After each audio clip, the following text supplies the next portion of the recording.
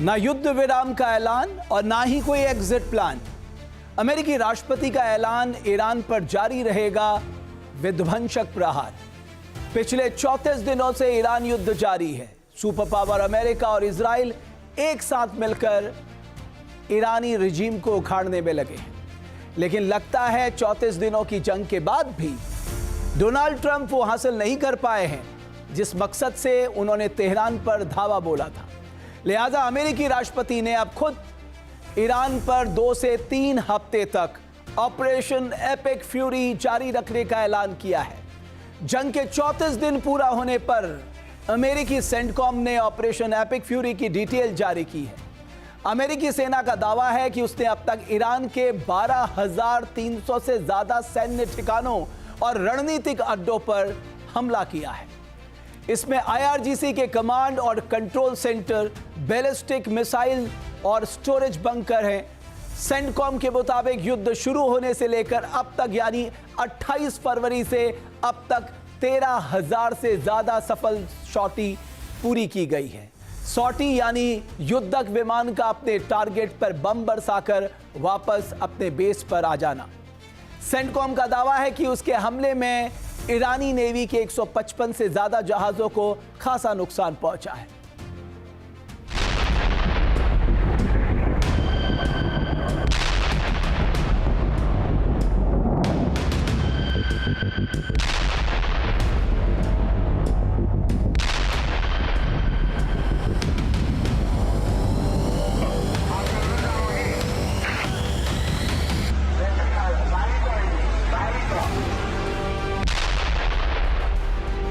IRGC की missile site पर अमेरिकी हमले के बाद भीषण विस्फोट।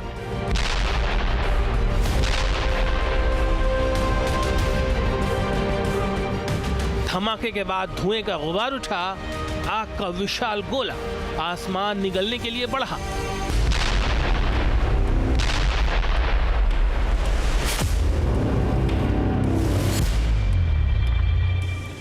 एक बार फिर देखिए किस तरह ईरान पर अमेरिकी कहर टूट रहा है। बारूदी चोट और इसके बाद डरा देने वाला विस्फोट। इस्फहान के बहारिस्तान में मौजूद IRGC के कथित मिसाइल बेस को अमेरिकी बॉम्बर की एयर स्ट्राइक में तबाह कर दिया गया।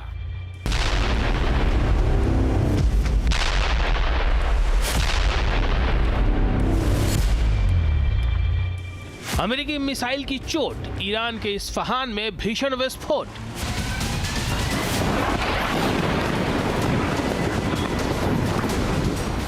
पिछले 72 घंटे से इस्फहान सेंटकॉम के निशाने पर है। 31 मार्च को भी अमेरिकी बॉम्बर्स ने इस्फहान को निशाना बनाया था और यहां हुई बमबारी का वीडियो खुद अमेरिकी राष्ट्रपति ने पोस्ट किया था। ट्रंप ने दावा किया था कि इस्फहान की इस साइट पर 2000 पाउंड के बंकर बस्टर बम से हमला किया गया है। अब एक बार फिर इस्फहान निशाना बनाया गया है।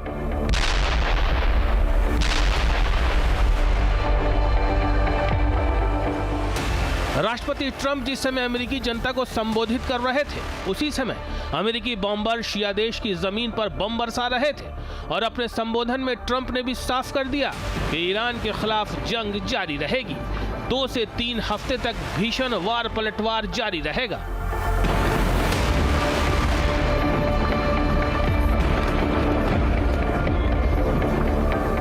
On track to complete all of America's military objectives shortly, very shortly. We're going to hit them extremely hard over the next 2 to 3 weeks. We're going to bring them back to the Stone Ages where they belong.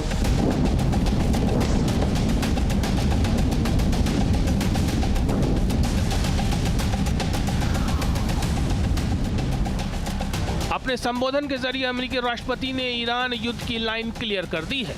न युद्ध विराम का ऐलान और न कोई exit plan.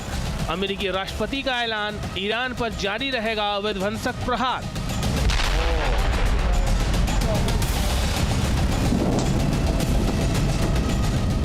If there is no deal, we are going to hit each and every one of their electric generating plants very hard and probably simultaneously.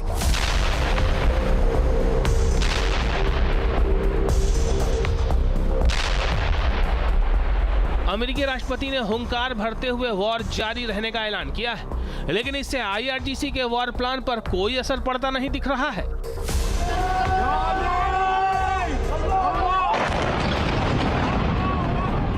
Irani ballistic missile के घातक प्रहार का यह वीडियो बहरीन का है। Bahrain में अमेरिकी navy की 5वीं फ्लीट का मुख्यालय है। दावा किया जा रहा है कि ट्रंप के ईरान के खिलाफ सैन्य ऑपरेशन तेज करने के ऐलान के ठीक बाद IRGC ने यह हमला किया है।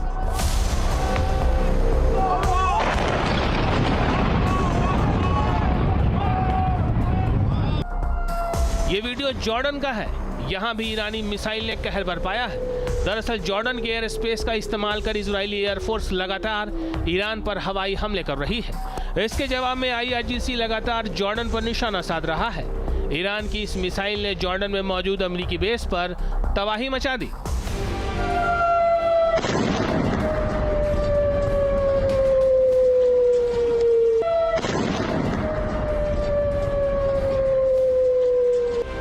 ईरान पर 2 से 3 हफ्ते तक बेहद कड़ा प्रहार करने की हुंकार भर रहे ट्रंप को IRGC ने अपनी मिसाइल पावर से जवाब दिया है।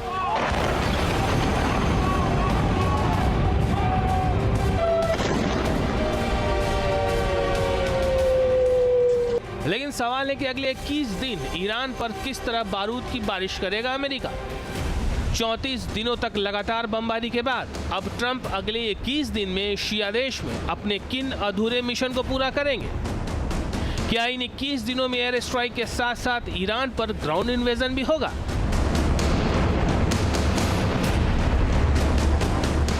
क्योंकि अमेरिकी सेंटकॉम की तैयारी तो इसी तरफ इशारा कर रही है।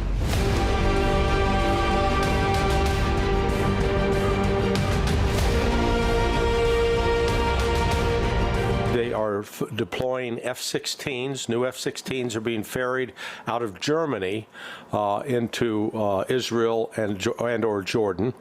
They're not flying across France or Spain because they've said they don't want any U.S. aircraft to fly that way.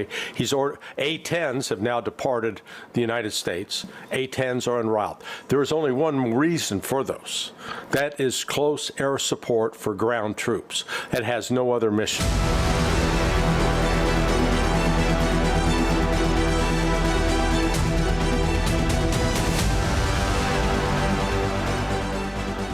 America ने ईरान की चौतरफा घेराबंदी कर दी है। तेहरान के खिलाफ कैस्पियन सागर से लेकर ओमान सागर तक अमेरिकी युद्धपोत और हमलावर ड्रोन बोट्स तैनात कर दिए गए हैं।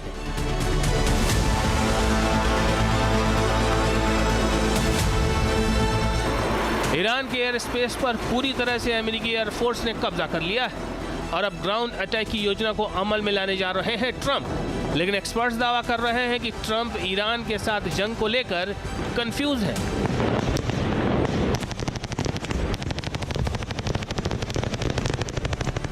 Iran has destroyed 13 multi-million billion dollar radars. 13 of them. That's why that AWACS was in the theater the other day, because the AWACS was making up for those 13 radars. You know, 2 or 3 of those radars went for over $1 billion apiece, and another 3 or 4 were in excess of $500 million. We burned right through those. The fact of the matter is, we have now depleted our Patriot missile batteries and the THAADs. They are depleted. And so we no longer have what is supposed to be our main defense against Iranian ballistic missiles. So this war is not going as Donald Trump and the Department of War are claiming. They are lying to the American people about what's happening.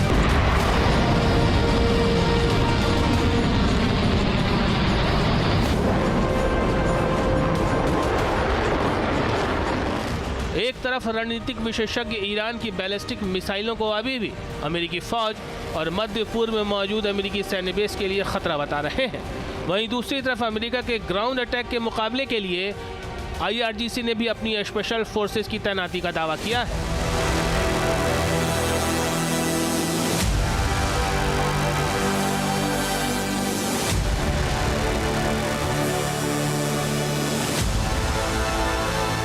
Airborne invasion in a place that has उस इलाके में airborne हमला बेहद जोखिम भरा साबित हो सकता है, क्योंकि वहां हजारों मिसाइलों की मौजूदगी है।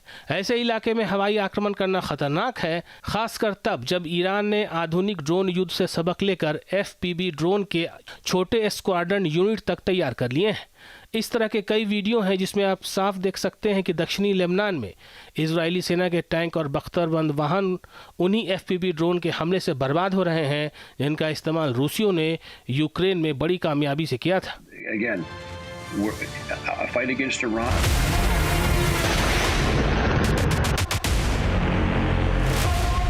अमेरिका की तरफ से ईरान को 10 दिन की मिली मोहलत 6 अप्रैल को खत्म हो रही है। तो क्या पेंटागन 6 अप्रैल के बाद ईरान पर भीषण वार करेगा, या फिर ट्रंप के संबोधन के बाद अब ईरानी ठिकानों पर हमले कभी भी शुरू हो सकते हैं? वहीं वॉर एक्सपर्ट्स दावा कर रहे हैं कि ईरान में अमेरिकी फौज के ग्राउंड ऑपरेशन में कई मुश्किलें हैं।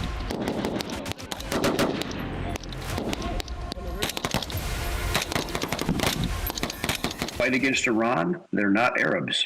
They're Aryans. They are a highly intelligent, highly skilled warfighters, and it would not be the pushover by comparison that you see of the Iraqi army.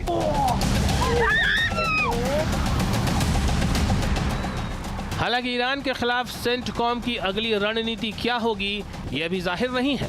Trump ने भी अपने संबोधन में ईरान में युद्धबंदी को लेकर कोई बड़ा दावा नहीं किया है।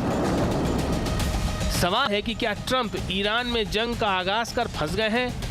क्या ट्रंप को ईरान युद्ध से एग्जिट का कोई तरीका नहीं दिख रहा है, या फिर अमेरिकी राष्ट्रपति के सामने उनके सैन्य रणनीतिकार कोई बेहतर वॉर स्ट्रेटेजी नहीं रख पाए हैं?